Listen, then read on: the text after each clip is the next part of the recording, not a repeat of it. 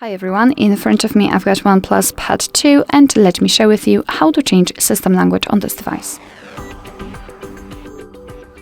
Let's start with opening the settings and in this left section scroll down to the very bottom and find System and Update. Now let's tap on Language and Region. And as you can see here, we've got our currently added languages. So let's tap on Edit and find another one. So here we've got the list of all available languages. So just find yours and tap on it. Let me choose maybe this one. Just tap on this plus icon and your device will ask you whether you want to set this language as a default one. So let's tap on Yes. And as you can see, from now on, the whole system will be displayed in the chosen language.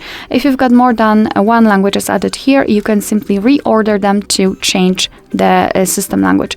So let's tap on it and hold it and then drag it to the first position.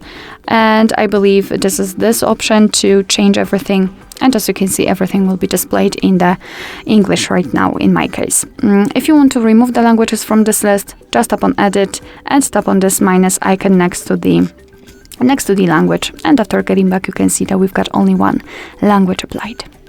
Alright, so that will be all. Thank you so much for watching. I hope that this video was helpful, and if it was, please hit the subscribe button and leave the thumbs up.